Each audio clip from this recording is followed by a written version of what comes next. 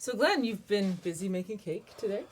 2 cakes today, but we can't test this one yet. No, that's clearly not ready yet. This is a Christmas cake, fruit cake. I still need to let it cool. I was going to say, it's still too warm to wrap.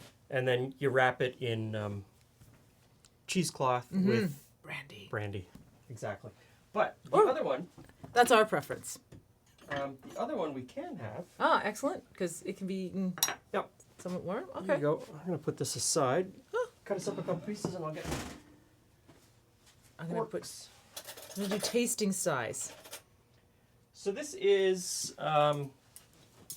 we grew a lot of squash this summer. So essentially pumpkins from around the world, but not pumpkins that people would recognize as pumpkins. And I'm figuring out ways to use it. So this is a pumpkin cake. All right, so I went with these smaller... Oh, I didn't do a very good job cutting, sorry. Smaller sizes, tasting sizes. Smells like, now that I've opened it up, it smells like a spice cake. So yeah, it's a pumpkin spice cake. There's pumpkin in it. There are so many types of squash you can use when the recipe says pumpkin. Mm-hmm. There are so many sweet squashes. Some of them that are sweeter than pumpkin. So this is a Japanese kabocha. Which I understand just means squash. I think. I'm not sure. If you're fluent in Japanese and Japanese vegetables, please my understanding is that there's hundreds of Japanese pumpkins. It's a bit like saying squash. So here's how I made this. This starts out like pretty much every cake on the planet. You stick butter and sugar into a stand mixer and you cream that together really well. Surprise!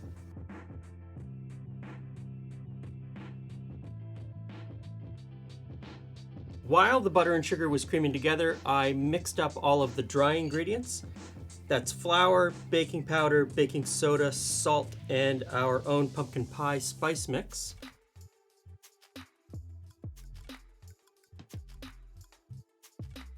And if you haven't already subscribed, please subscribe now and smash that notification bell so you find out about our new videos as soon as they come out.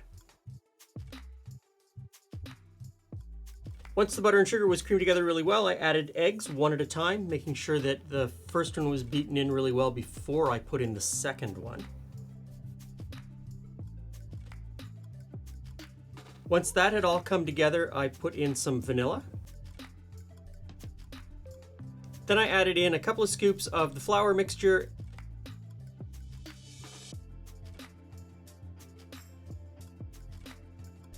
and then a little bit of buttermilk, a couple scoops of flour mixture, a little bit of buttermilk, back and forth, back and forth.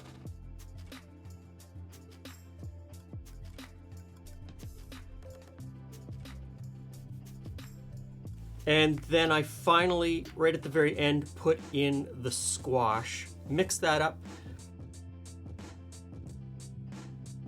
put that into a cake pan that I had buttered and floured and stuck that in the oven.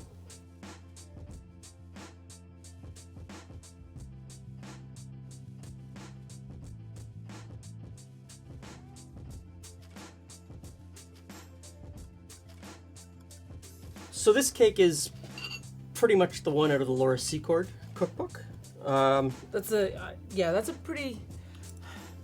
I got my copy from my grandmother.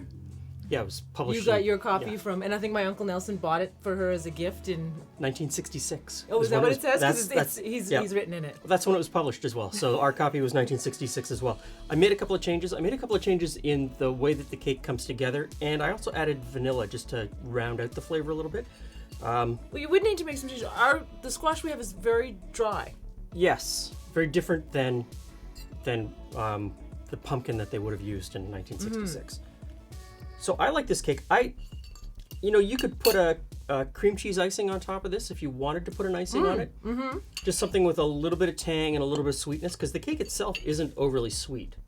No, it's quite lovely. Goes great with a cup of tea. Well, that's one of the modifications I made. Surprise, surprise! I took some of the sugar out because it would have been way too sweet. Yeah. But this is a great after-dinner snacking cake because that's what you need after dinner. Midday, having a cup of tea cake. Mm-hmm. So I'm sure you're gonna like this cake. But whether you like Christmas cake or fruit cake, or hate Christmas cake or fruit cake, come on back and watch us make it. It's a seasonal event for us. Because I love it. So thanks for stopping by. See you again soon.